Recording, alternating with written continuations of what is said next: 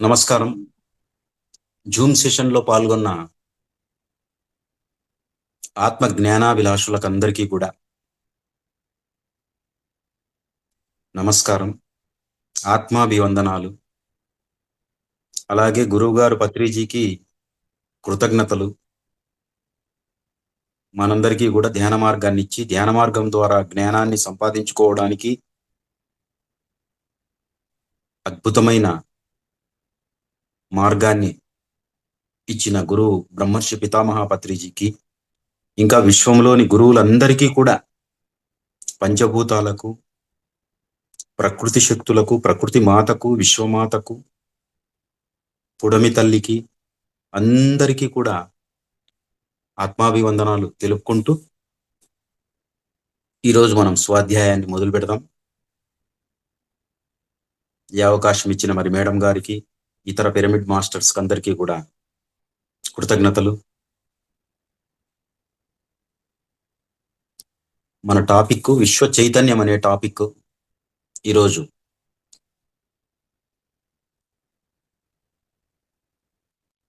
చాలా అద్భుతమైన పదం. విశ్వ చైతన్యం అనేది అద్భుతమైన పదం.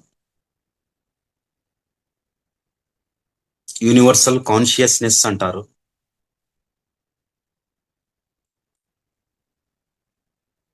చాలా మంది ఋషులు గాని, మహాత్ములు గాని, మహానుభావులు గాని, మహనీయులు గాని, సిద్ధులు గాని, బుద్ధులు గాని, యోగులు గాని, యోగీశ్వరులు గాని,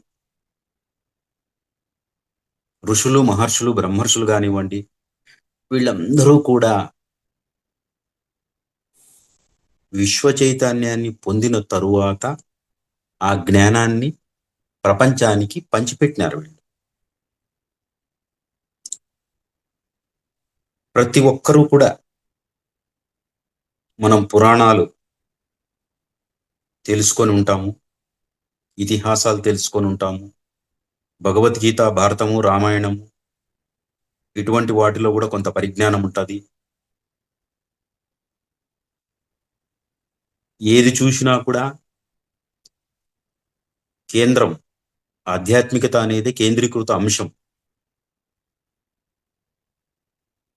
అసలైన ఆధ్యాత్మికత, విశ్వ చైతన్యము రెండు ఒకటే.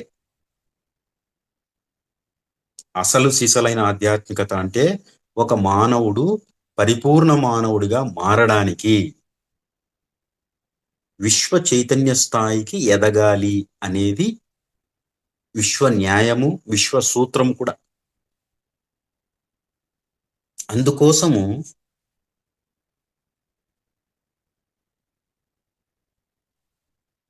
మనమంతా కూడా భూమి మీదకి రావడం జరిగింది.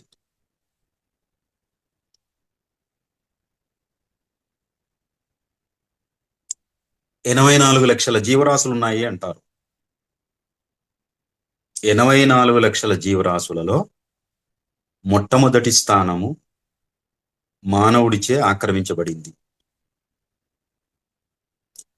మిగిలిన జీవరాశులన్నింటికంటే కూడా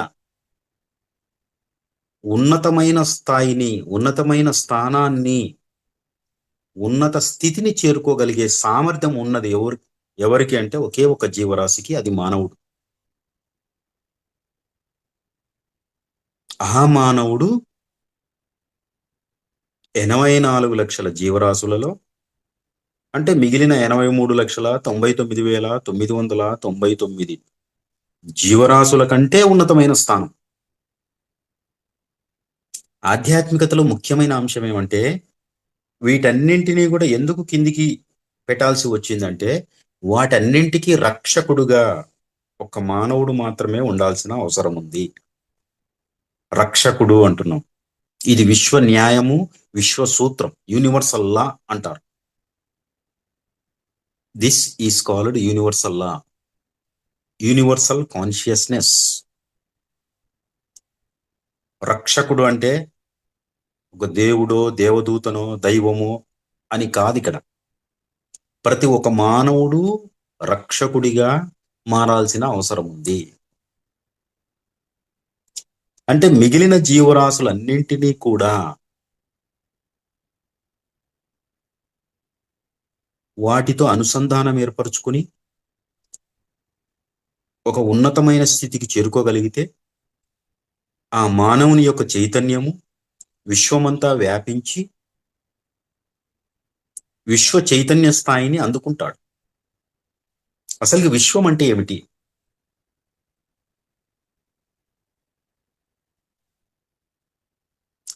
సూర్యుని చుట్టూ తిరుగుచున్న గ్రహాలు, ఆ గ్రహాలు చుట్టూ తిరుగుచున్న ఉపగ్రహాలు, నక్షత్రాలు, తోకచుక్కలు, నీహారికలు, అంతరిక్షంలో ఉండే బోలెడు సెలెస్టియల్ ఆబ్జెక్ట్స్ అంటాము, దేవతా స్వరూపాలు అంటాం. వీటన్నింటినీ కలిపేమంటారంటే విశ్వము అంటారు. మరి ఇవన్నీ ఉండడం వలన విశ్వానికి చైతన్యం అనేది ఉన్నది. దాన్ని విశ్వ చైతన్యము అంటున్నాం. మరి మనం కేవలం భూమి మీద ప్రాపంచికంలో మునిగిపోయి ఈ చుట్టూ ఉండే వస్తువులు, ఈ డబ్బు, ఈ నగలు, ఆస్తులు ఇవి మాత్రమే మనము సత్యం అనుకొని వాటిల్లో కూరుకుపోయి మిగిలింది ఏది కూడా చూడలేని పరిస్థితుల్లో ఉన్నాడు మానవుడు. ఎందుకంటే ప్రాపంచిక మాయ అంటారు. ప్రాపంచిక మాయలో కూరుకుపోయినాడు. ఒక శిష్యుడు గురువుని అడిగినాడు, గురువు గారు మాయ అంటే ఏమిటి అని. తెల్లారినాక చెప్తాలేరా అన్నాడు గురువు. చిన్న పిల్లోడు పాపం, వాడికి ఎంత జిజ్ఞాస, నేర్చుకోవాలి, తెలుసుకోవాలి, జ్ఞానాన్ని తెలుసుకోవాలి అని తపన. సో వాడు పడుకున్నాడు కానీ వాడికి నిద్ర పట్టలే. తెల్లారితే నాకు మాయ అంటే ఏమిటో తెలుస్తుంది, గురువుగారు చెప్తారు అని వాడు ఎప్పుడెప్పుడు తెల్లారుతుంది అని చూసినాడు. గురువు సరే పోదాం రారా అని చెప్పి పోతూ పోతూ అడవిలో గట్టిగా ఒక చెట్టును పట్టేసుకున్నాడు. ఏడవడం మొదలు పెట్టినాడు. ఒరే శిష్య, ఈ చెట్టు నన్ను పట్టేసింది, నన్ను విడిపించురా. శిష్యుడు పోయి గురువుని లాగడం మొదలు పెట్టినాడు. గురువు రాలే. లాస్ట్కు ఆ చిన్నపిల్లవాడు ఓ పక్క కూర్చొని ఏడ్చుకుంటూ కూర్చున్నాడు. గురువు గారిని, చిన్నపిల్లడు కాబట్టి తెలియదు వాడికి, గురువు గారిని చెట్టు పట్టేసింది అని. అప్పుడు గురువు చెట్టును విడిపించుకొని వచ్చి, ఒరే ఇదేరా మాయ అన్నాడు.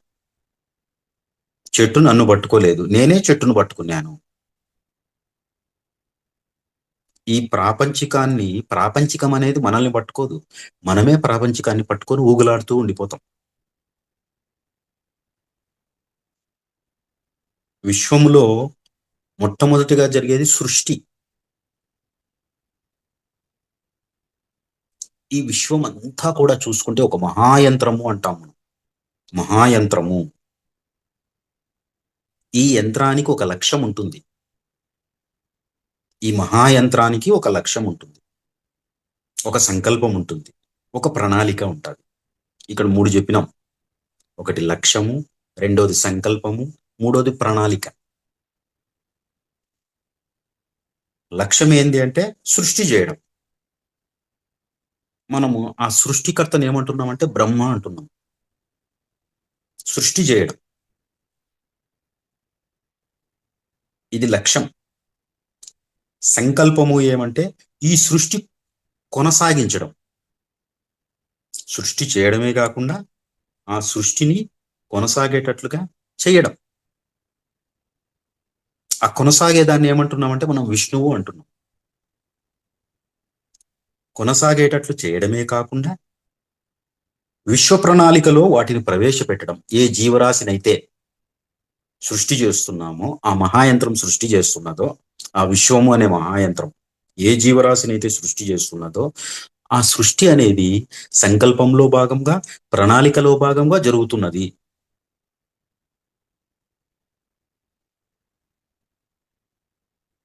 అంటే ఒక విశ్వ ప్రణాళిక చాలా పెద్దగా ఉంటుంది.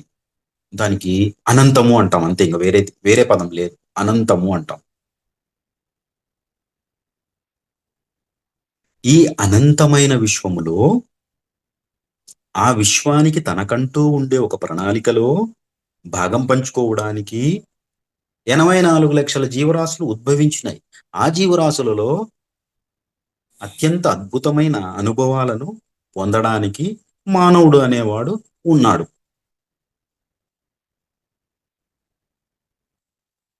అందుకే భూమిని ఏమంటారంటే ఇంటర్ గెలాక్టిక్ ఫెడరేషన్ సెంటర్ అంటారు. Inter galactic federation centre. మిగిలిన గ్రహాలలో జీవరాశి ఈ విధంగా భౌతికంగా ఉండదు. ఎందుకంటే నేర్చుకోవడానికి ఒక భౌతిక శరీరం అవసరమైతుంది. ఈ భౌతిక శరీరము ఏ రూపంలో అయినా ఉండొచ్చు. ఏ రూపమైనా కూడా నేర్చుకోవడానికే భూమి మీదకి వస్తుంది కూడా. మనం కూడా నేర్చుకోవడానికి భూమి మీదకి వచ్చినాం. నేర్చుకొని తక్కువ నేర్చుకుంటే దానికి సంబంధించిన ఫలితం, ఎక్కువ నేర్చుకుంటే దానికి సంబంధించిన ఎక్కువ ఫలితం ఉంటుంది. అంతే, ఇంకేం లేదు. అసలుకి నేర్చుకోలేకుంటే దానికి సంబంధించిన ఫలితము ఉంటుంది.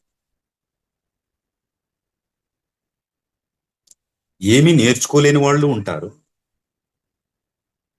కొంతవరకు నేర్చుకునే వాళ్ళు అంటే పూజలు, యజ్ఞాలు, యాగాలు, అర్చనలు, అభిషేకాలు కొంతవరకు నేర్చుకునే వాళ్ళు ఉంటారు.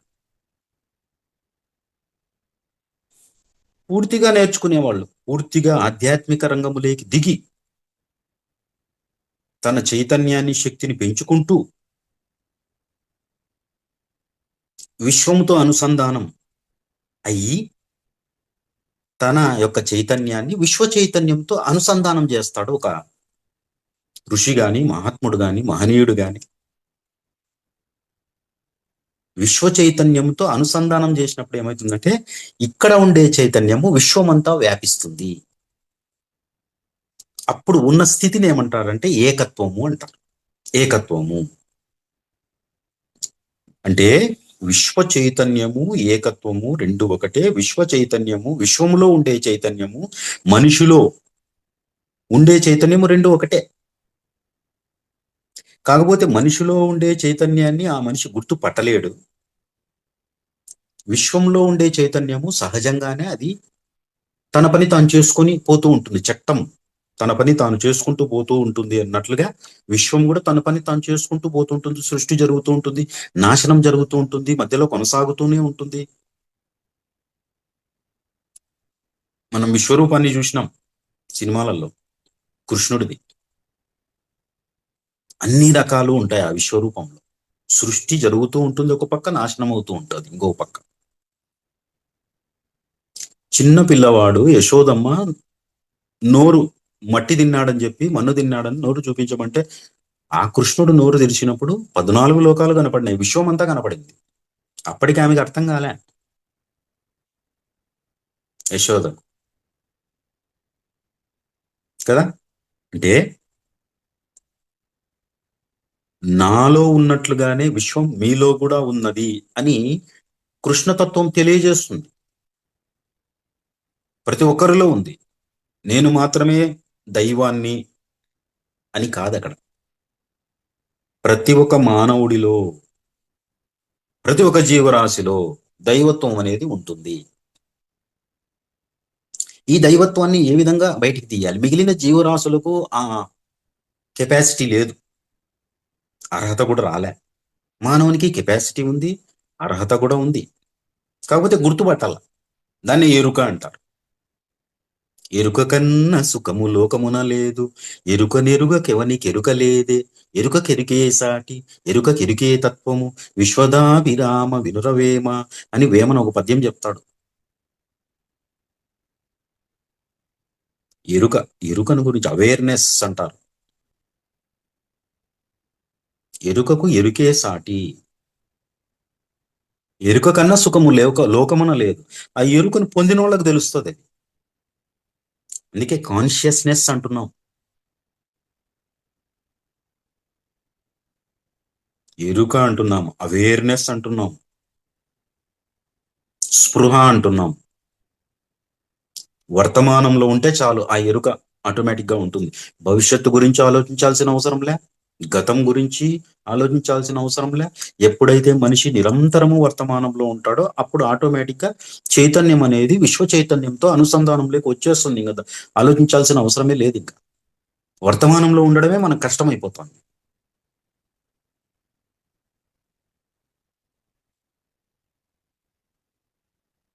కాబట్టి విశ్వ చైతన్యము అనేది ఎవరైతే తన అహంకారానికి సంబంధించిన ఆ పరిమితిని దాటుకొని బయటకు వస్తాడో అటువంటి వ్యక్తి విశ్వ చైతన్యంతో అనుసంధానం చెందుతాడు. అహంకారానికి చెందిన ఆ పరిమితులను దాటుకొని బయటకు వస్తాడు. ఇప్పుడు జనక మహారాజు అంత వృద్ధుడు 12 సంవత్సరాల అష్టావక్రుని పాదాలపైన పడి నాకు నేర్పించండి అని అడిగినాడు. ఎందుకు అడిగినాడు ఆయన? మరి వయోవృద్ధుడైన జనక మహారాజు అక్కడికి వచ్చింది అష్టావక్రుడు 8 వంకరలతో ఉన్నాడు, కానీ జ్ఞానంలో మాత్రము అద్భుతమైన వ్యక్తి. ఆ జ్ఞానానికి సాష్టాంగ దండ ప్రమాణం చేసినాడు జనక మహారాజు. పాదాలపై పడి సత్యదర్శనాన్ని నాకు కలిగించండి అని వేడుకున్నాడు. అంటే అర్థమేమి? అష్టావక్రుడు విశ్వ చైతన్యంతో అనుసంధానంలో ఉన్నాడు.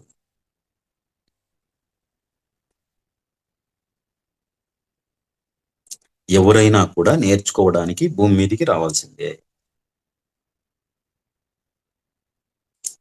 దేవుడు మానవుడి యొక్క అనుభవాలను పొందడానికి భూమి మీదకి వస్తాడు. దేవుడే పైలోకాలలో దేవుడు, ఆ దేవుడే మానవుల యొక్క అనుభవాలను పొందడానికి భూమి మీదకి వస్తాడు. ఇది సృష్టి నియమం. ఇది అంటే ఇప్పుడు అందరికీ అర్థమయ్యేదేమి? మహాయంత్రము అంటున్నాము అంటే ఒక మహా ఆత్మ సృష్టి అంతా వ్యాపించింది. దాన్ని విశ్వాత్మ అని కూడా మనం అనుకోవచ్చు. విశ్వాత్మ అంటాము. దానికే మన మహానుభావులు ఏం పేరు? దేవుడు, పలానా దేవుడు అని పేరు పెట్టేస్తాం. ఇప్పుడు 3 సిద్ధాంతాలు ఉన్నాయి. ఆదిశంకరాచార్యులు చెప్పేది అద్వైతము అంటాడు.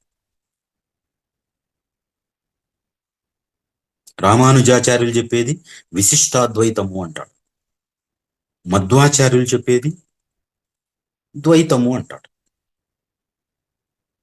ద్వైతం, అద్వైతము అంటే రెండు కానిది ఒకటి. అది హయ్యెస్ట్ పొజిషన్ లో ఉంటుంది అద్వైతం.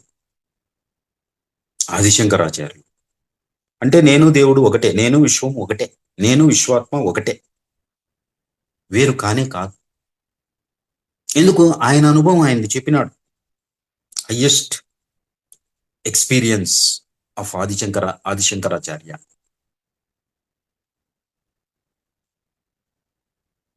అద్వైతంలో రెండు కానిది అంటే అది ఒకటి. బ్రహ్మానందం పరమసుఖదం కేవలం జ్ఞానమూర్తిం ద్వంద్వాతీతం త్రిగుణరహితం సద్గురుం తం నమామి. అసతోమా సద్గమయ తమసోమా జ్యోతిర్గమయ మృత్యోర్మా అమృతంగమయ.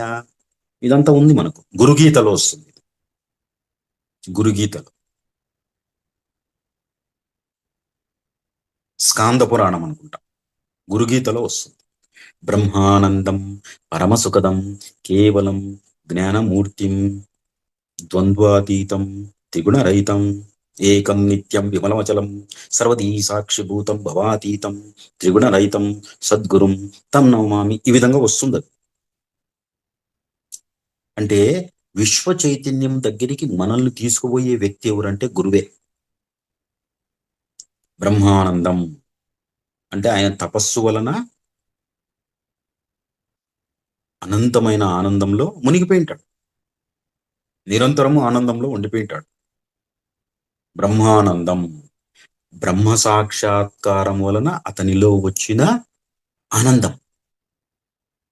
పరమసుఖదం ఆ గురువు దగ్గరికి వచ్చిన శిష్యులకు మోక్ష మార్గాన్ని ఇచ్చి సుఖాన్ని కలుగజేసేవాడు.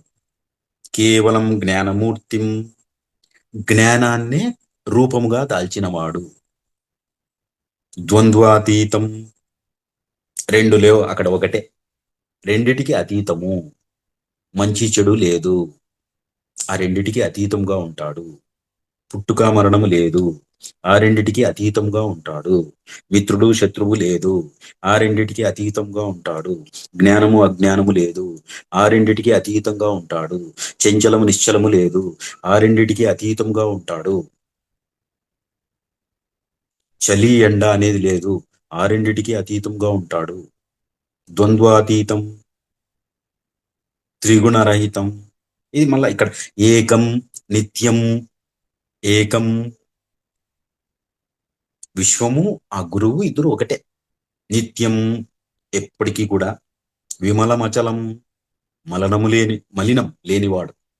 మలము అంటే, విమలము అంటే మలినం లేనివాడు.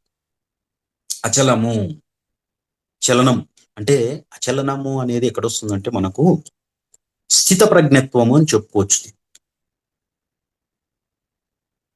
దుఃఖేషు అనుద్విగ్నమనాః, సుఖేషు విగత స్పృహ, వీతరాగ భయక్రోధ, స్థితధీర్మునిరుచ్యతే. ఇది భగవద్గీతలో 2వ అధ్యాయంలో వస్తుంది. ఇది మనకు దుఃఖేషు అనుద్విగ్నమనాః, దుఃఖము వచ్చినప్పుడు ఉద్విగ్నానికి లోను కానివాడు. సుఖేషు విగత స్పృహ, సుఖం వచ్చినప్పుడు కూడా స్పృహలో ఉండడు. ఆ రెండిటికి అతీతం. దుఃఖము ఆనందానికి అతీతం, సంతోషము బాధకు అతీతం. వీతరాగ భయక్రోధ, రాగాన్ని భయాన్ని జయించినవాడు, భయాన్ని జయించినవాడు, క్రోధాన్ని జయించినవాడు. కామ క్రోధస్య లోభస్య దేహే తిష్టంతి తస్కరః జ్ఞానరత్నాపహర్య తస్మాత్ జాగ్రత్త జాగ్రత్త అర్జున. కృష్ణుడు చెప్పిండేది. నీలో ఉండే కామ క్రోధాలు, లోభాలు, మోహాలు, మాత్సర్యాలు ఇటువంటివి ఉంటాయి.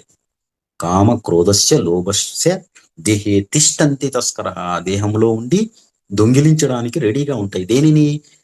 జ్ఞానరత్నాపహర్యాత్, జ్ఞానం అనే రత్నాన్ని దొంగిలించడానికి రెడీగా ఉంటాయి. కామము, క్రోధము, లోభము ఉన్నప్పుడు మదము, మోహము, మదము, మాశ్చర్యం ఇటువంటివి కూడా వచ్చేస్తాయి. కాబట్టి అర్జున జాగ్రత్తగా ఉండు. వీటన్నిటినీ జయించుంటాడు గురువు. స్థితధీర్మునిరుచ్యతే. అన్నిటికీ అతీతంగా ఉండే వ్యక్తి ఎట్లా ఉంటాడు? స్థిత ప్రజ్ఞత్వంలో ఉంటాడు, హాయిగా ప్రశాంతంగా ఉంటాడు. పక్కన పిడుగుబడినా కూడా ప్రశాంతంగా ఉంటాడు. ఏకం నిత్యం విమలమచలం సర్వదీ సాక్షిభూతం భవాతీతం, భవాతీతం, బాధరబందీ నుంచి బయటపడినాడు. త్రిగుణరహితం,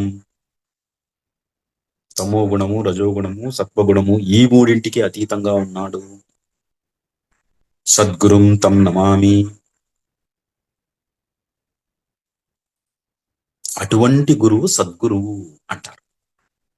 గురువును బట్టి శిష్యుడు ఉంటాడు అంటారు పెద్దవాళ్ళు. కాబట్టి గురువును గురించి గురుగీతలో ఇది వర్ణిస్తారు. స్కంద పురాణం అంటే గురువు యొక్క గొప్పతనం ఎట్లా ఉంటుంది? నిన్ను సంసారము అనే సముద్రంలో నుంచి బయటికి లాగుతాడు, జ్ఞానాన్ని ఇచ్చి, జ్ఞాన మార్గాన్ని ఇచ్చి, ధ్యాన మార్గాన్ని ఇచ్చి, ముక్తి వైపునకు నడిపిస్తాడు.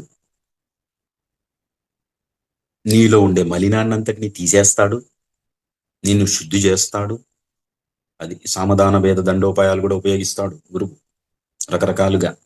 పరీక్షలకు నిన్ను నిలబెడతాడు కూడా. పరీక్షలు దాటుకొని ముందుకు పోతేనే ఆయనతో సమానంగా విశ్వ చైతన్యంతో అనుసంధానం చెందుతాము. ఇది ఎట్లా ఉంటుందంటే,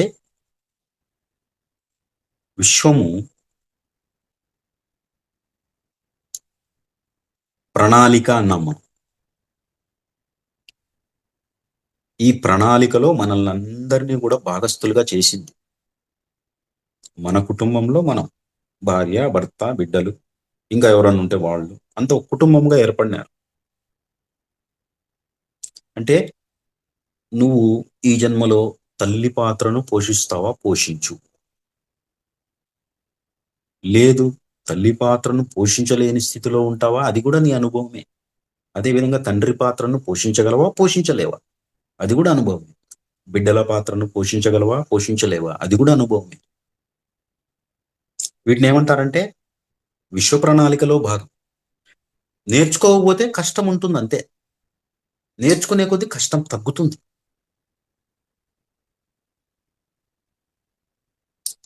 అందుకు సృష్టి అనేది మొదటగా వస్తుంది. తర్వాత రెండవ దశలో జీవరాశి అనేది రకరకాల ఆకారాలలో ఏర్పడుతుంది.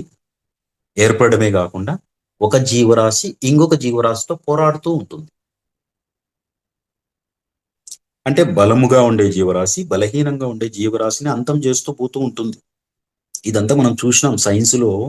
డైనోసార్స్ అనేటివి ఉండే, మనం సినిమాలలో చూసినాం. ఈ డైనోసార్స్ కొండంత ఆకారంలో ఉంటాయి ఇవి. వాటి అస్థిపంజరం నేను చూశాను, కొండంత పెద్దగా ఉంటాయి అవి.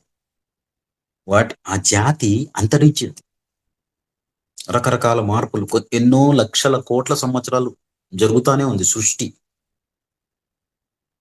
ఈ జరిగే సృష్టి అట్లనే ఉంటుంది అంటే అట్లా ఉండదు, నాశనం అయిపోతూ ఉంటది.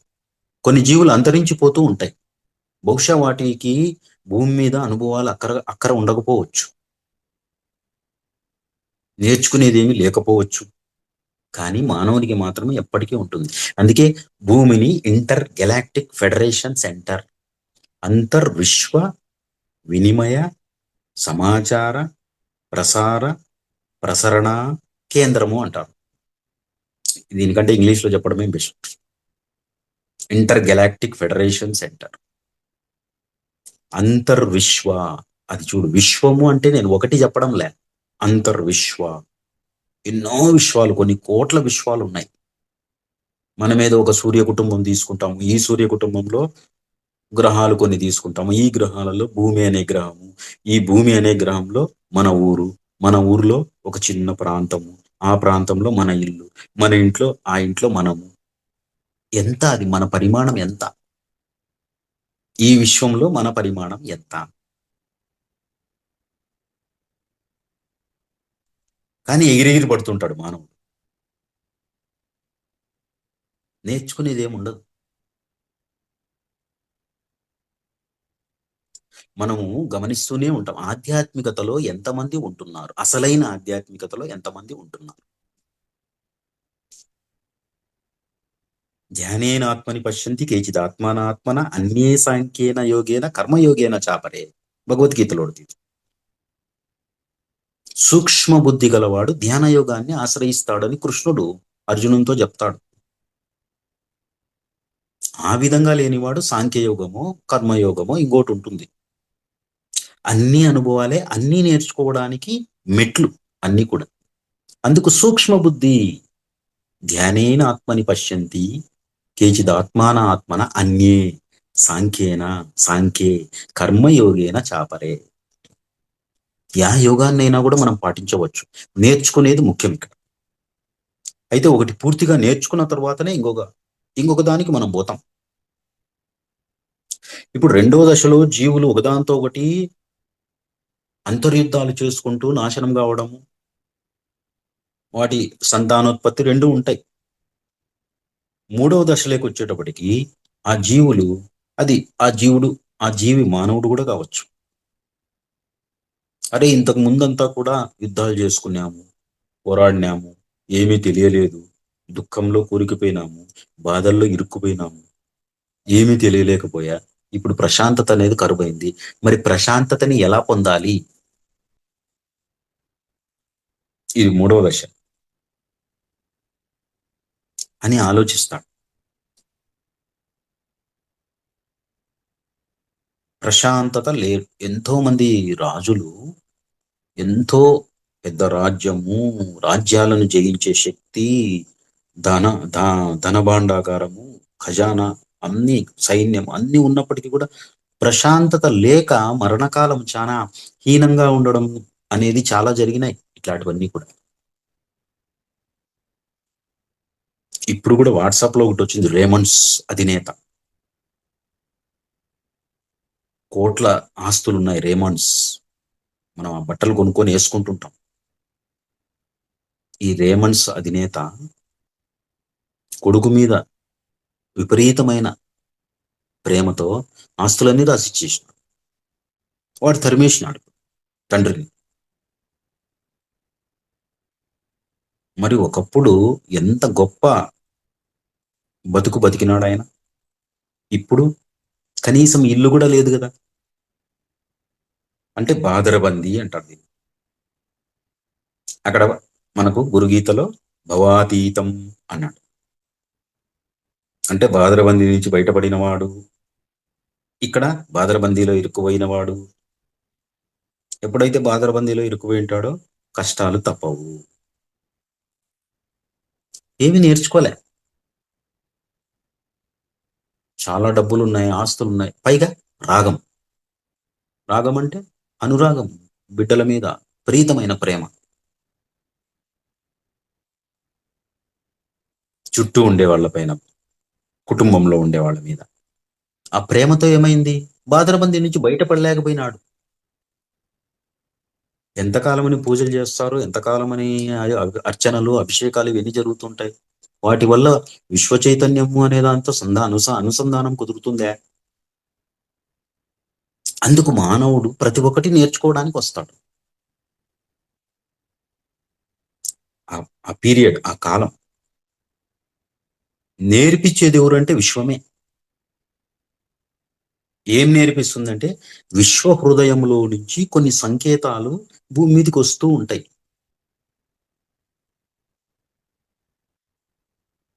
మానవునికి తగులుతూ ఉంటాయి. మొదటగా ఏ మానవుడైతే కొంత జ్ఞానాన్ని, అంటే కనీస జ్ఞానాన్ని సంపాదించినాడో ఆ మానవుడికి విశ్వం నుంచి సంకేతాలు అందుతూ ఉంటాయి. ఇంకా ఉంది, ఇంకా ఉంది, ఇంకా ఉంది. దీన్ని ఏమంటారంటే ఆత్మను మేల్కొల్పడము అంటారు.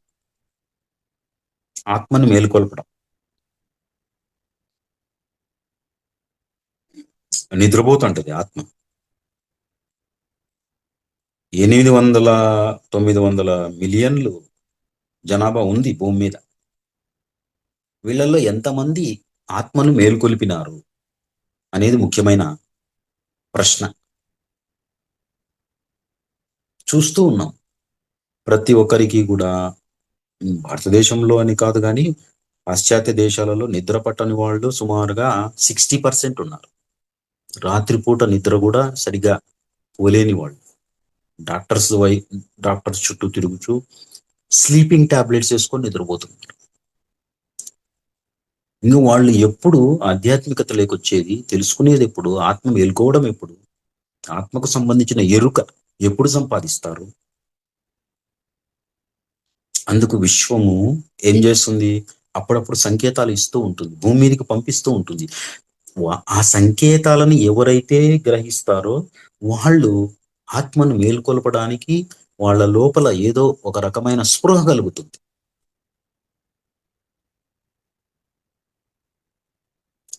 అక్కడ ఒక బీజం ఏర్పడుతుంది, ఒక విత్తనం నాటబడుతుంది.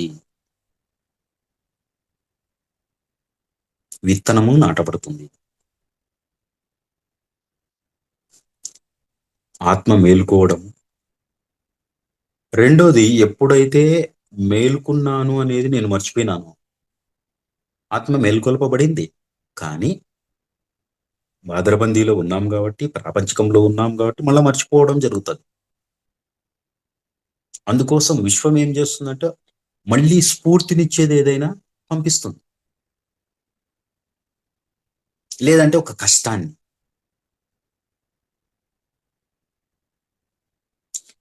దేవుడు అంటున్నాం మనం, రూపాలు ఇచ్చినాం, కానీ మహాయంత్రము అని చెప్పిన ఆయన. అంటే ఈ మొత్తం విశ్వమంతా ఒకే ఒక ఆత్మ వ్యాపించింది.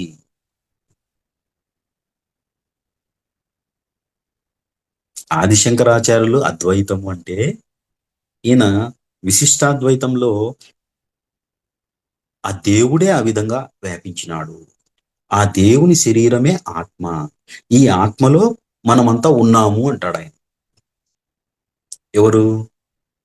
విశిష్టాద్వైతంలో రామానుజాచార్య. మధ్వాచార్యులు ఏమంటారు? ద్వైతంలో జీవుడు వేరే, దేవుడు వేరే అని ఆయన అంటాడు. భక్తి ద్వారా మాత్రమే దేవుణ్ణి చేరుకోగలము అంటాడు మధ్వాచార్య. ద్వైతంలో, ద్వైతం కంటే కొంచెం హయ్యెస్ట్ విశిష్టాద్వైతం. ఒకే ఒక ఆత్మ, నారాయణుడు అన్నాడు ఆయన. నారాయణుడు, ఈ నారాయణుడు ఒకే ఒక ఆత్మ విశ్వమంతా వ్యాపించినాడు. మనము ఉనికిని కోల్పోకుండా ఈ ఆత్మ నుండి వచ్చినాము. మన ఉనికిని మనం అట్లే పెట్టుకుంటాం. ఆ ఆత్మ అట్లే ఉంటుంది, ఈ ఆత్మ ఇట్లనే ఉంటుంది అనేది విశిష్టాద్వైతం చెప్తుంది. కానీ ఆదిశంకరాచార్యులది అద్వైతంలో ఏం లేదు, అంతా ఒకటే. అది ఇంకొంచెం ఏం లే, అదే ఉన్నతమైన స్థాయి, ది హయ్యెస్ట్ పొజిషన్, ఉన్నత స్థితి అంటారు, విశ్వ చైతన్య స్థితి అంటారు, విశ్వంతో అనుసంధానము అంటారు.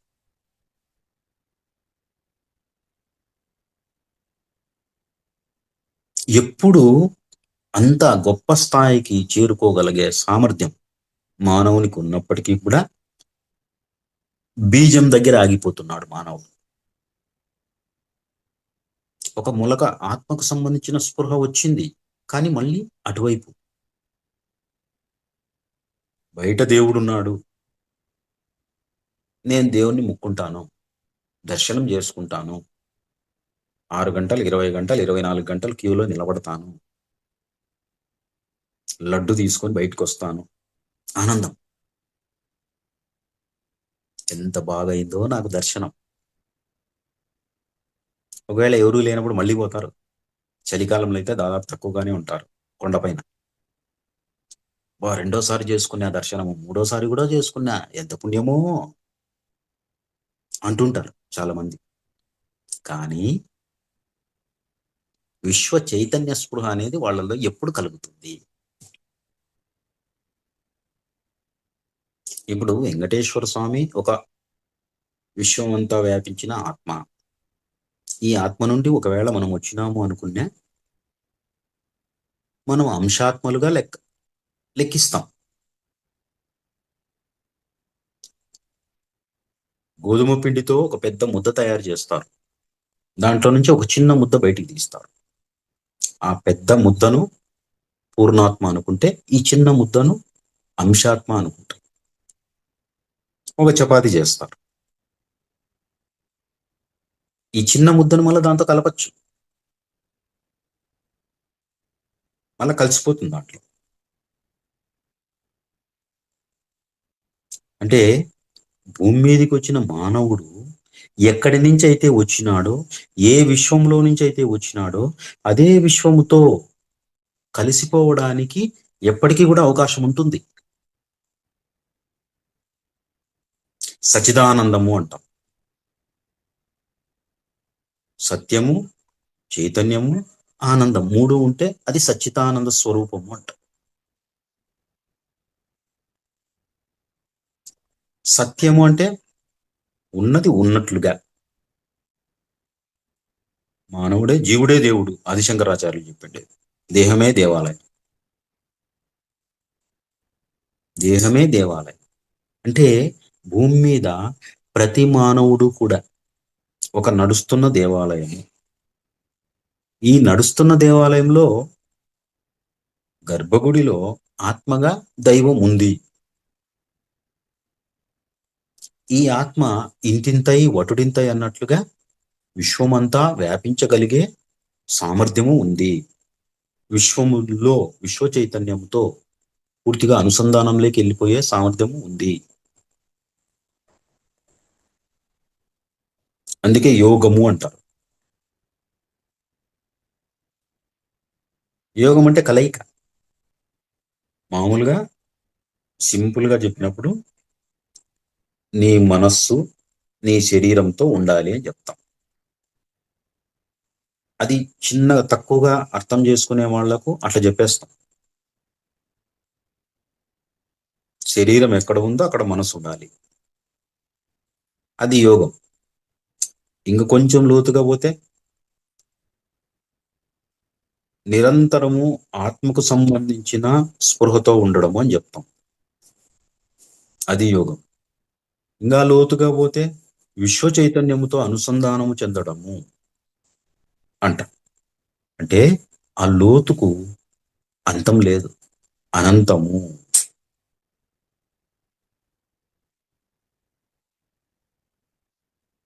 ఆదిశంకరాచార్యులు చెప్పేది ఏమంటే ధ్యాన మార్గాన్ని చెప్తాడు. అంటే మనస్సు ద్వారా ప్రయాణం చేస్తూ మౌనంగా లోపలికి తొంగి చూస్తే అద్వైతము అనేది అనుభవంగా వస్తుంది. అదే నీ విశ్వరూపము అని ఆయన అంటాడు.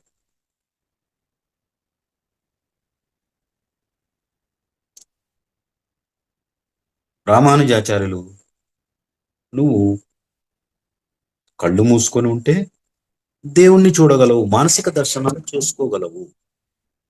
మానసిక దర్శనం. మధ్వాచార్యులు దేవుణ్ణి ముక్కుంటూ ఉండు అంటాడు. ఎప్పటికీ కూడా ఉన్నతమైన స్థితిలో ఉండడానికే మనం ప్రయత్నం చేయాలి. అంటే సత్యము, చైతన్యము, ఆనందము. చైతన్యం అంటే ఎప్పుడు మనం శక్తితో ఉండిపోతాం. మన శరీరం అంతా కూడా ఆ శక్తి వ్యాపిస్తూ ఉంటుంది నిరంతరం. విశ్వములో నుంచి ఆ విశ్వశక్తిని మనం స్వీకరిస్తూ ఉంటాం. ధ్యానం బాగా అలవాటు అయిపోయింది అనుకోండి, తర్వాత ధ్యానం చేసే అవసరం పెద్దగా ఉండదు. మామూలుగా కళ్ళు తెరుచుకొని ఉన్నప్పుడు కూడా శక్తి అనేది లోపలికి వస్తూనే ఉంటుంది.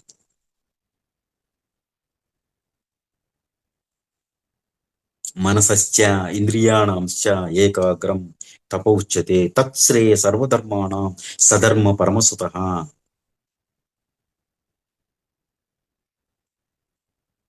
మనస్సును ఇంద్రియాలను ఏకాగ్రం చేయడమే తపస్సు. ఆ తపస్సు నుండి ఉత్పన్నమైన శక్తితో నువ్వు దేన్నైనా సాధించగలవు. ఇది శ్లోకం. మరి అన్నిటికీ మూలమేంది? ఎక్కడ ఉంది మూలము అంటే, మనకు చాలా ముఖ్యమైనది శరీరము ముఖ్యమైందే, మనస్సు ముఖ్యమైందే, బుద్ధి ముఖ్యమైనదే, ఆత్మ ముఖ్యమైనదే, విశ్వాత్మ అన్నిటికంటే ముఖ్యమైనది. 5 చెప్పినాం ఇక్కడ. శరీరము, మనస్సు, బుద్ధి, ఆత్మ, విశ్వాత్మ. దీన్నే దైవము అంటున్నాం. దైవము, దేవుడు అంటున్నాం. శరీరం తిండికి అలవాటు చేసినాం. శరీరానికి తిండి అవసరం, ఆహారం అవసరం. మనస్సుకు ప్రశాంతత అవసరం, బుద్ధికి జ్ఞానం అవసరం, ఆత్మకు శక్తి అవసరం, విశ్వాత్మకు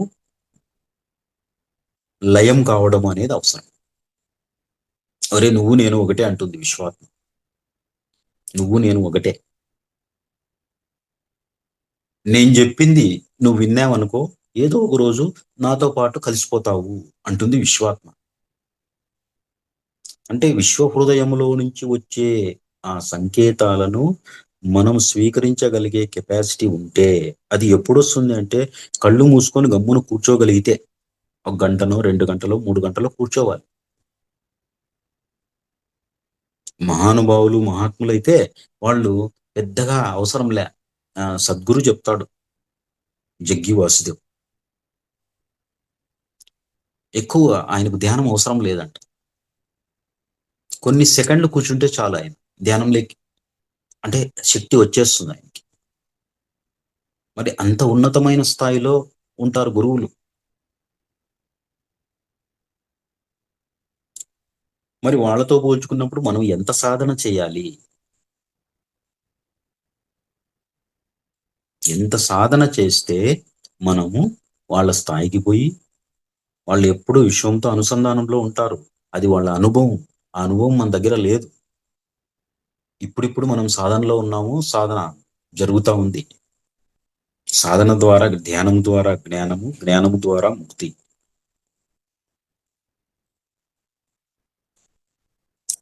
ఒక కథ చెప్తా నేను. మేడం టైం ఉందా?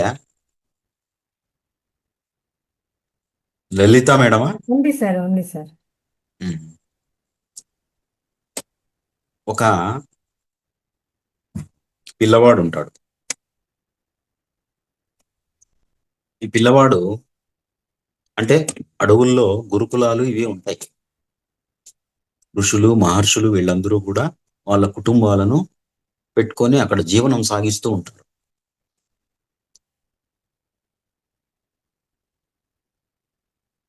ఈ పిల్లవాడు అక్కడ ఉండే పిల్లోళ్ళు సహజంగానే అడవుల్లో తిరుగుతూ ఉంటారు. తండ్రి దగ్గర, తల్లి దగ్గర నేర్చుకోవాల్సినవన్నీ నేర్చుకుంటూ, వాళ్లకు సేవ చేసుకుంటూ, ఆ సహజమైన వాతావరణంలో, స్వచ్ఛమైన వాతావరణంలో సహజంగా జీవిస్తూ ఉంటారు. మిగిలిన ప్రాపంచిక సంబంధమైన వ్యవహారాలు ఏమి ఉండవు. అడవిలో దొరికిన పండ్లు ఫలాలు సేవిస్తూ ఉంటారు.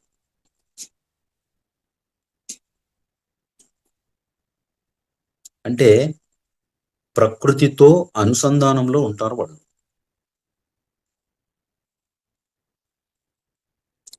ఇప్పుడు ఈ పిల్లవాడి తండ్రి మిగిలిన శిష్యులకు పాఠం చెప్పేటప్పుడు ఈ పిల్లవాడు కూడా వింటూ ఉంటాడు, మిగిలిన శిష్యులతో కూర్చొని.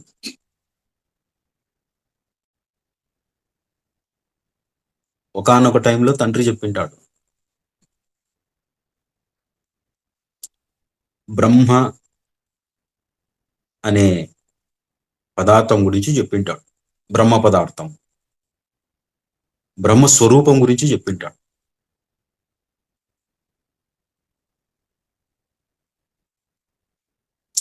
బాగా వర్ణించి చెప్పింటాడు వాళ్ళ నాయన. ఇప్పుడు ఈ పిల్లవాడు బ్రహ్మస్వరూపం గురించి పిల్లోడికి అనుభవం లేదు. తండ్రికి అనుభవం ఉంది కాబట్టి చెప్పినాడు కొడుక్కి. అంటే బ్రహ్మ సాక్షాత్కారం వలన విశ్వ చైతన్య స్పృహతో విశ్వముతో అనుసంధానము చెందిన ఆ తండ్రి బ్రహ్మను గురించి అందరికీ చెప్పినాడు కొడుకుతో పాటు. ఈ పిల్లవాడు అడవిలోకి పోయి అన్ని చుట్టూ ఉండే ప్రకృతిని గమనిస్తూ ఉన్నాడు. చెట్లు, చక్కటి పూల చెట్లు, పండ్ల చెట్లు, సెలయేర్లు, జంతువులు అన్నిటిని గమనిస్తూ వాళ్ళ నాయన చెప్పిండేది గుర్తుకొచ్చింది. ఈ సకల చరాచర సృష్టిని బ్రహ్మ సృష్టించినాడు. సృష్టికర్త బ్రహ్మ.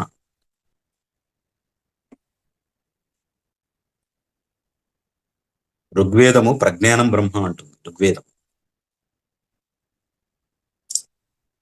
అంటే నీలో ఉండే ప్రజ్ఞ బ్రహ్మతో సమానము. ఋగ్వేదం చెప్పేది. యజుర్వేదము,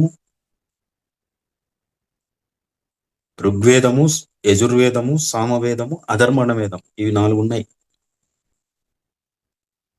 ప్రజ్ఞానం బ్రహ్మ అనేది ఒకటి చెప్తుంది, తత్వమసి అనేది ఒకటి చెప్తుంది,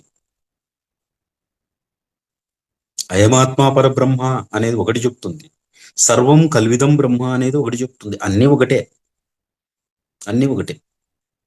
అంటే ఈ సృష్టి అంతా కూడా, ఈ విశ్వం అంతా కూడా బ్రహ్మ పదార్థం అనేది వ్యాపించింది. బ్రహ్మ పదార్థమే విశ్వము. దీని గురించి తెలుసుకోవాలంటే ఆయన తపస్సు చేసినాడు కాబట్టి తెలుసుకున్నాడు తండ్రి. పిల్లవాడికి తపస్సు గురించి తెలియదు. సో ఈ పిల్లవాడు ప్రకృతిని గమనిస్తూ, ఇంత అందంగా ఉంది ప్రకృతి, ఈ ప్రకృతి ఇంత అద్భుతంగా ఉంటే ఈ ప్రకృతిని సృష్టించిన ఆ బ్రహ్మస్వరూపం ఎంత అద్భుతంగా ఉంటుంది.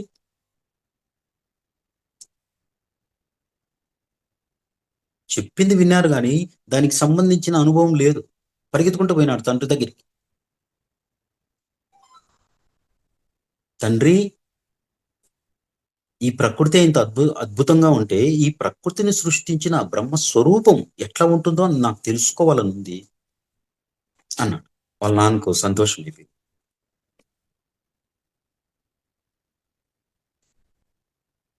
ఎందుకు?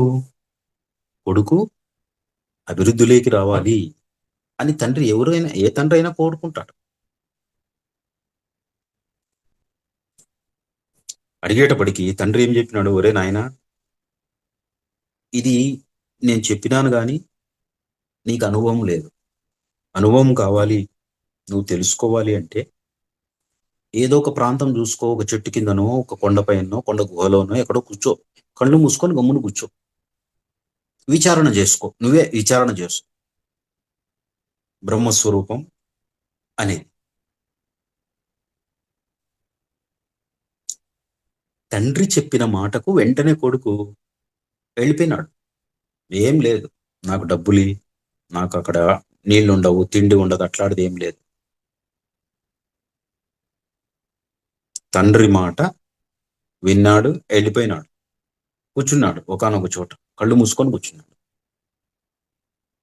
కూర్చుంటానే జ్ఞాపకం వచ్చింది. పెద్దవాళ్ళు అంటుంటారు కదా, అన్నం పరబ్రహ్మ స్వరూపం అని. ఈ పిల్లవాడికి, అరే నేను తెలుసుకున్నాను బ్రహ్మం అంటే ఏందో, అది జ్ఞాపకం వచ్చి పరిగెత్తుకుంటూ పోయినాడు తండ్రి దగ్గరికి. తండ్రి నేను తెలుసుకున్నాను బ్రహ్మం అంటే. ఏం నాయనా బ్రహ్మం అంటే?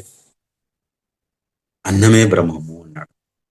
తండ్రి చెప్పినాడు, నాయన విచారణలో మొదటి మెట్టు ఎక్కినావు, మళ్ళీ వెళ్ళు, ఇది కాదు, మళ్ళీ నువ్వు తపస్సు కూర్చో అన్నాడు, ధ్యానానికి కూర్చో అన్నాడు. మళ్ళీ పోయినాడు, పిల్లవాడు కళ్ళు మూసుకొని కూర్చున్నాడు. విచారణ, అక్కడేం మంత్రం లేదు, తంత్రం లేదు, ఏం లేదు. విచారణ, కళ్ళు మూసుకోవడం, బ్రహ్మస్వరూపం ఏ విధంగా ఉంటుంది. సరే, అన్నమే బ్రహ్మ అనేది మొట్టమొదటిసారిగా కళ్ళు మూసుకున్నప్పుడు అనిపించింది. ఇప్పుడు ఏమనిపిస్తుందో చూద్దాం. ఆ పిల్లవాడు అట్లే కూర్చున్నాడు. అసలు ఆ పిల్లవాడికి ఒక క్వశ్చన్ వచ్చింది ఇప్పుడు. అన్నం తినాలి అనే కోరిక ఎక్కడి నుంచి వస్తుంది? అసలుకి అన్నము తిన్నప్పుడు జీర్ణం అవుతున్నది కదా, ఆ జీర్ణము ఏ విధంగా అవుతున్నది? ఇటువంటి క్వశ్చన్లు అన్ని లోపల వస్తున్నాయి. అయితే దానికి ఆన్సర్లు కూడా వస్తాయి. ఎందుకంటే సాధన చేసే వాళ్లకు క్వశ్చన్ వస్తుంది, ఆన్సర్ వస్తుంది, అంతకు మించిన సమాచారం కూడా వస్తుంది. ఆ పిల్లవాడికి అనిపించింది ఏమంటే, ప్రాణము అనేది మనిషిలో ఉంది,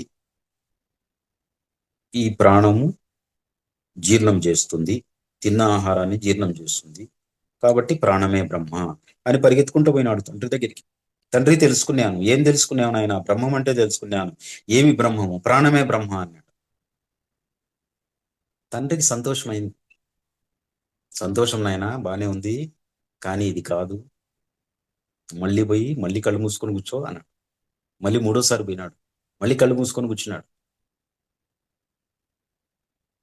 అన్నమే బ్రహ్మ, ప్రాణమే బ్రహ్మ, మరి ఆహారం తీసుకోవాలనే కోరిక పుడుతుంది కదా, అదెక్కడి నుంచి పుడుతుంది? క్వశ్చన్.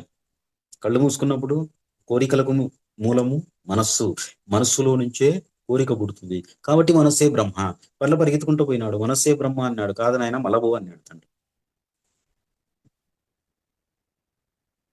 మళ్ళీ పిల్లోడు పోయి కూర్చున్నాడు నాలుగోసారి.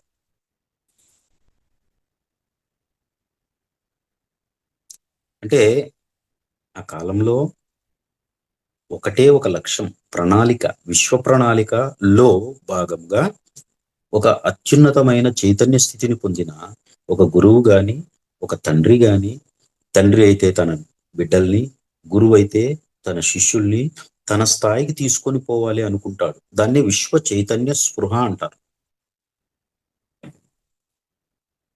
ఈ పిల్లవాడు మళ్ళీ పోయి కూర్చున్నాడు. ఆహారమే బ్రహ్మ, ఫస్ట్ అన్నమే బ్రహ్మ, రెండవది ప్రాణమే బ్రహ్మ, మూడవది మనస్సే బ్రహ్మ, ఇది కాదు, ఇంకేదైనా ఉందా? ఇప్పుడు క్వశ్చన్ ఆన్సర్ రెండు రావాలి.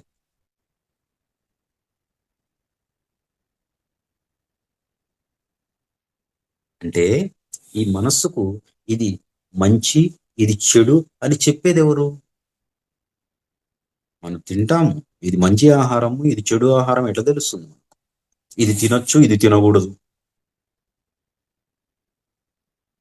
ఇది చెడిపోయింది, ఇది తాజాగా ఉంది, ఎట్లా తెలుస్తుంది? ఇది మంచి పని, ఇది చెడ్డ పని, ఇది జ్ఞానము, ఇది అజ్ఞానము, ఎవరు చెప్తారు? ఆ పిల్లవాడు అట్లే కళ్ళు మూసుకొని కూర్చున్నప్పుడు ఆ మనస్సును మించిండేది ఒకటి ఉంది కదా, దాన్ని బుద్ధి అంటున్నాము. ఆ బుద్ధి ద్వారా వచ్చే జ్ఞానము ఇది మంచి, ఇది చెడు అని చెప్తుంది. కాబట్టి జ్ఞానమే బ్రహ్మ అని పరిగెత్తుకుంటూ పోయి తండ్రితో చెప్పినాడు. తండ్రి తెలుసుకున్నాను బ్రహ్మం అంటే. ఏం తెలుసుకున్నావు? జ్ఞానమే బ్రహ్మ. తండ్రికి లోపల ఆనందం పొంగిపోతాంది. చాలా ఉన్నతమైన స్థితికి వచ్చినాడు కొడుకు. సంతోషం నాయన, నాకు చాలా ఆనందంగా ఉంది, ఇది కూడా కాదు బ్రహ్మం అంటే, మళ్ళీ పోయి కూర్చో అన్నాడు. మళ్ళీ పోయి కూర్చున్నాడు. 5వ సారో అనుకుంటా. మళ్ళీ పోయి కూర్చున్నాడు. పోయి ఒక దాని వెంట క్వశ్చన్లు, దానికి సంబంధించిన సమాధానాలు. అంటే ఒక ప్రతి మనిషికి కూడా విశ్వ చైతన్యంతో అనుసంధానం లేకపోవడానికి ప్రశ్న సమాధానం రెండు కూడా మాయమైపోవాలి. ఈ పిల్లవాడికి కళ్ళు మూసుకొని కూర్చున్న తర్వాత అన్నమే బ్రహ్మ అనేది ఫస్ట్ది, రెండవది ప్రాణమే బ్రహ్మ, మూడవది మనస్సే బ్రహ్మ, నాలుగోది బుద్ధి లేదా జ్ఞానమే బ్రహ్మ, ఇది 5వది. కళ్ళు మూసుకొని కూర్చున్న కొంతకాలానికి ఆలోచనలన్నీ వెళ్ళిపోయినాయి, ప్రశ్నలన్నీ వెళ్ళిపోయినాయి. ఎప్పుడైతే ప్రశ్నలన్నీ వెళ్ళిపోయినాయో అప్పుడు సమాధానాలన్నీ వెళ్ళిపోయి మనస్సు శూన్యమైపోయింది. శూన్యమైపోయి అనంతమైన విశ్వశక్తి ఇక్కడి నుంచి లోపలికి ప్రవేశించింది. ఎప్పుడైతే విశ్వశక్తి అనేది లోపలికి ప్రవేశించిందో ఆ పిల్లవాడిలో చైతన్యం అనేది అనంతంగా పెరిగిపోయింది. అంటే విశ్వములో ఉండే ఆ శక్తి, చైతన్యము అదంతా కూడా ఆ పిల్లవాడి ఆత్మతో అనుసంధానంలోకి వెళ్ళిపోయింది. అంటే ఈ పిల్లవాడు విశ్వ చైతన్యంతో అనుసంధానంలోకి వెళ్ళిపోయి ఆనంద సాగరంలో మునిగిపోయి సమాధి స్థితిలోకి వెళ్ళిపోయి ఆనందంతో ఇంక కళ్ళు తెరవబుద్ధి కాలేదు కాబట్టి ఆలోచనారహిత స్థితిలో అట్లే కూర్చుండిపోయినాడు ఆనందంతో, ఆనందాన్ని అనుభవిస్తూ. ఇప్పుడు తండ్రి అక్కడ ఎంతకాలమైనా పిల్లవాడు రాలేదు కదా. అవును, ఆ పిల్లవాడు వస్తుంటే కదా కొడుకు ఎక్కడ పోయినాడు, ఎక్కడ కూర్చున్నాడు, వాళ్ళకి అన్ని తెలుసు. కానీ బయలుదేరినాడు ఆయన కూడా.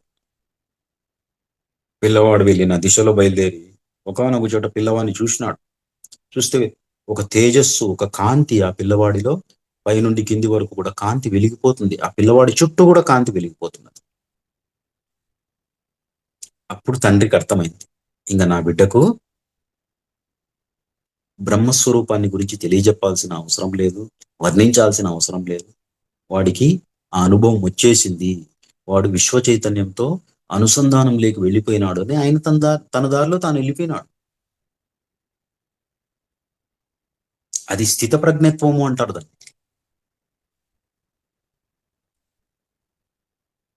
నేర్చుకున్నాడు, నేర్పించినాడు, పిల్లవాడు నేర్చుకున్నాడు, అయిపోయాక నో అటాచ్మెంట్, నో డిటాచ్మెంట్, రెండూ లేవు. సో దీన్ని ఏమంటారంటే విశ్వ చైతన్యము అంటారు. విశ్వ చైతన్యము.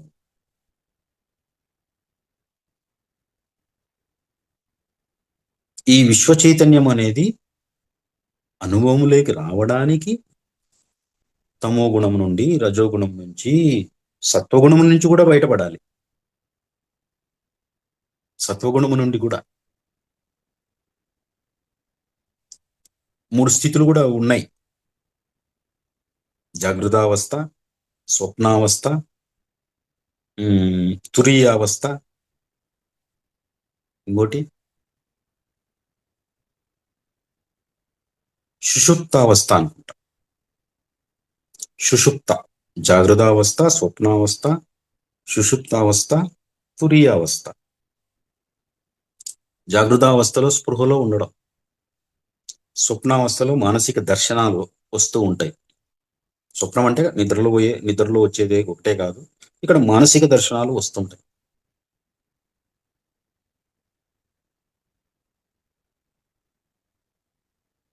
సుషుప్తావస్థ అనేది ఇంకొంచెం ఉన్నతమైన స్థితి. తురీయావస్థ అనేది ఆ మూడింటికి అతీతమైన స్థితి. ఎట్లయితే అక్కడ తమో గుణము, రజోగుణము, సాత్విక గుణము, శుద్ధ సాత్వికత్వము అని చెప్తాం.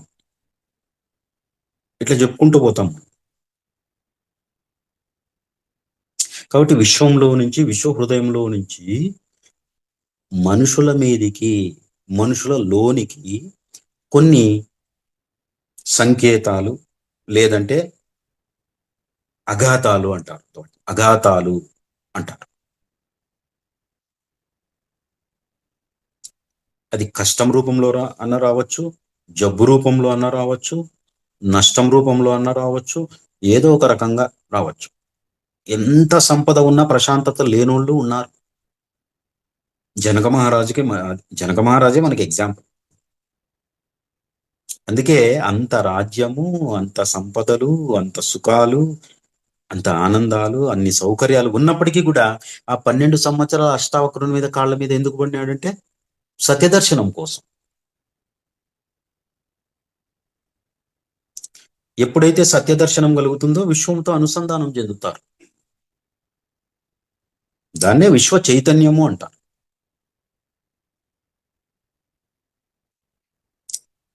ఇంతకుముందు నాసా వాళ్ళది ఏదో వీడియో వచ్చినట్లుగా మనకు వాట్సాప్ లో వచ్చింది. ఆ గ్రహాలు సూర్యుని చుట్టూ తిరుగుతుంటే ఓంకారము ఉత్పన్నం అవుతున్నది అని. అది నిజమో అబద్ధమో నాకు తెలియదు, కానీ మొత్తం మీద ఓ అని వస్తూనే ఉంది. అంటే అప్పుడెప్పుడో ఋషులు కనిపెట్టినారు. తర్వాత ప్రాపంచికంగా వీళ్ళు కూడా, ఈ అమెరికా వాళ్ళు కూడా గుర్తించబడినట్లుగా అది ఒకసారి వచ్చింది కూడా. గ్రహాలు తిరుగుతూ ఉన్నప్పుడు ఒక శబ్దం వస్తుంది. ఆ శబ్దము ఓంకారంతో సమానంగా ఉన్నది. ఎట్లయితే ఫ్యాన్ వేసినప్పుడు ఆ రెక్కలు తిరుగుతూ ఉన్నప్పుడు ఒక శబ్దం వస్తుంటుంది, ఏదో ఒక శబ్దం వస్తూ ఉంటుంది ఫ్యాన్ వేసినప్పుడు, ఎందుకంటే తిరుగుతూ ఉంది కాబట్టి. అదేవిధంగా విశ్వంలో సూర్యుని చుట్టూ గ్రహాలన్నీ తిరుగుతూ ఉండేటప్పుడు ఆ ఓంకార శబ్దం అనేది వస్తున్నది. అది ఋషులు కనిపెట్టినారు, విశ్వామిత్రుడు. అది కనిపెట్టి విశ్వామిత్రుడు మిగిలిన వాళ్ళందరికీ చెప్పినాడు. అందుకే ఓంకారంలోనే ఆ, ఉ, మ అనే 3 అక్షరాలు, అవి 3 కలిస్తే ఓం అనేది వస్తుంది. ఆ అంటే తల్లి ఇచ్చే జ్ఞానం, ఊ అంటే తండ్రి ఇచ్చే జ్ఞానం, మా అంటే గురువు ఇచ్చే జ్ఞానం. ఆ 3 కలిపినప్పుడు వచ్చే ఓంకారము సొంతంగా తెలుసుకునే జ్ఞానం. అది ప్రతి ఒక్క కుటుంబంలో ఉండగలిగితే అద్భుతమైన కుటుంబాలు ఏర్పడతాయి.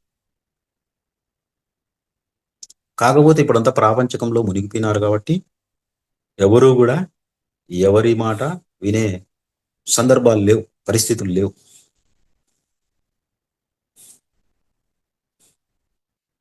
అదే పనిగా చెప్పినారు తల్లి, తండ్రి, గురువు, దైవం అని. దైవం అనేది ఉందా లేదా, కనపడుతుందా కనపడదా, ఇదంతా పక్కన పెట్టి దూరం పెట్టినారు. ఆ దైవ శక్తి ఎట్లా ఉంటుంది, ఆ దివ్యానుభవం ఎట్లా ఉంటుంది అనేది గురువు చూపిస్తాడు, తల్లికి తండ్రికి తెలియకపోతే. ఆ విధంగా గురువు గగన సదృశ్యం అని చెప్పినాం. ఏకం నిత్యం విమలమచలం సర్వదీ సాక్షభూతం భవాతీతం త్రిగుణరహితం సద్గురుం తం నమామి బ్రహ్మానందం పరమసుఖతం కేవలం జ్ఞానమూర్తిం ద్వంద్వాతీతం గగన సదృశం. ఇది గురుగీతలో వచ్చేది. అన్ని గుణాలు కూడా, అన్ని గుణాలు ఉండి మనల్ని మోక్షం వైపునకు, ముక్తి వైపుకు నడిపించేవాడు, మనల్లో విశ్వ చైతన్యాన్ని, ఆ అనుభవాన్ని నింపేవాడు ఎవరు అంటే గురువు.